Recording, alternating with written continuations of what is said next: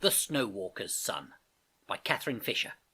Published 1994 by Red Fox. Chapter 10. It's safe to tell a secret to one, risky to tell it to two. To tell it to three is thoughtless folly, everyone else will know. Time at Thrasishel passed slowly. Despite the mysterious supplies, food was short, and Jessa often felt hungry. After a while, she got used to it. The cold was still intense. They were so far north, the snow still had not begun to melt. The weather made it difficult to get outside, but sometimes she and Thorkill scrambled up the fell and wandered into the silent woods. On one afternoon of pale sunshine, they climbed a higher crag and gazed out at the desolate miles of land carved by slow glaciers. Brokail had told them there was nothing more to the north but ice, until the sky came down and touched the earth. Even the road ended here, at the world's end. They ran all the way back to keep warm, floundering and giggling through the snow, Jessa in front so that she struggled across the courtyard and burst into the room without warning. Then she stopped instantly, letting Thorkill thud into her back. The opposite door was closing. Soft footsteps shuffled on the other side, fading to an echo in empty spaces. One chair was pushed back. A knife and a piece of carven wood had been flung on the table. Brokail leaned back and watched them, as if he was waiting for the questions. After a moment, Jessa went to the fire, warming the sudden cold from her back. She watched Thorkill pick up the wood and run his fingers over the skillful carving. "Is he afraid of us?" he said at last. Brokail took the wood from him. "In a way. Remember, he's seen few folk beside me, but it's more than that. You're afraid of him." And they were. They knew it. They kept together most of the time, never went alone into the dim corridors. They spent time playing chess, mending their clothes, snaring hares, or at the unending task of fetching wood and kindling. Brokail watched them as if he was biding his time. Some days he would vanish for hours at a time and come back without any explanation, and every night he locked the door with the iron key.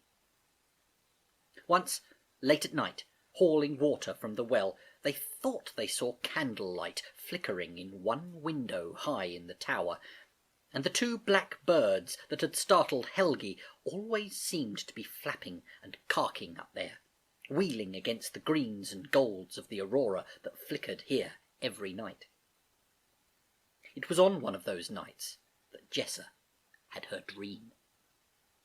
She had fallen asleep in the warm huddle of blankets, and she dreamed the peddler came out of the darkness and put his hand on her shoulder.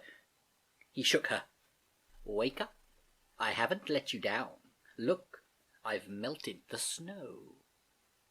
She got up and crossed to a large glass window and looked out. She saw a green land, a blue sky.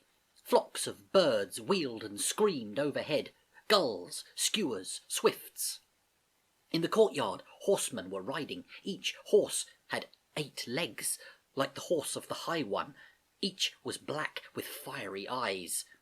She looked around, but the peddler was gone, and only a white snake moved across the stone floor and under the raised bed. Then she dreamed that the curtain opened and someone looked in. The figure crossed the room to her, looked down at her, and she saw it was Gudrun, her white hand stretched out. One finger touched Jessa's cheek with a stab of ice. She woke up at once and sat up, heart thudding. The curtain billowed. In the next room, the key was grating in the lock. She leapt up, ran out of the booth, and flung herself on the closing door. The latch jerked in her hands. "Thorkill!" she screamed, feeling the door shudder. The wood cut her fingers. Then he was there, pulling with her. "It's locked," he gasped. "Too late!" And she knew he was right. She released the latch and stood there, listening. There was no sound, and yet They both knew he was there, standing just beyond the door. "Carrie," Jessa said softly. Nothing moved. There was a small knot-hole in the door. She could look through. She could see him, but she dared not. Then they heard him walk away into silence. After a while they went and crouched by the hot embers of the fire. Thorkill stirred them up to a brief blaze. "Tomorrow," Jessa said firmly, "we'll find him. We'll search every room and corner, everywhere. Brokail needn't know either." He sat down, easing the tight ring around his arm. "If he's insane," he said at last, "he'd be dangerous." "Well, at least we'd know. We've got to find out." She glared at him. "Are you coming?" He ran a sooty hand through his hair and frowned with annoyance. "Of course I am. Someone has to keep an eye on you." In the morning they sat at the gaming board, waiting for Brokail to go out into the courtyard. At last, after 5 minutes, he had not come back. Jessa looked up. "Ready?" He shrugged. "It's that or lose." They had decided to start right up at the highest part of the tower and work their way down. There was still one staircase that was complete from battlements to floor, although even that had holes. They climbed slowly, their lungs aching with the cold, opening every door, prying into the forgotten crannies of the hall. Everything was the same as before. Dark, frozen, echoing. "The candlelight from the window was this high," Jessa said at last, "if we really saw it." "Not these rooms. No one's used these for years." Thorkill sat wearily on the stairs, grinding the frost with his heel. After a while he said, "Perhaps Carrie is kept underground. If you think about it, it might be. Brokail has always been so sure we won't find him." She nodded reluctantly. Nowhere had been forbidden to them. Wherever Carrie was, they were unlikely to find it by accident. Thorkill got up. "Come on." "Wait," she turned quickly. "Did you hear that?" The corridor was a dim tunnel of stone. Dust moved in draughts over the floor. One drop of water dripped from a sill. "What?" Thorkill muttered. "A scrape, a screech, I don't know. Something alive." He glanced at her. Her lips were pale, her gloved hands clenched in tight fists. "I didn't hear anything." "But I did." Then her eyes widened. "Look," she breathed. Far down in the dimness, a door was appearing. It was forming itself out of nothing on the damp wall. A tall outline of dark wood, its latch shiny from use. A thin line of sunlight flickered underneath it, as if the room beyond was bright. Very quietly, side by side, they approached the door. Jessa half expected it to fade away again, to be just a trick of the shadows, but it remained, waiting for them. She reached out and put her hand on the latch. Something shifted inside.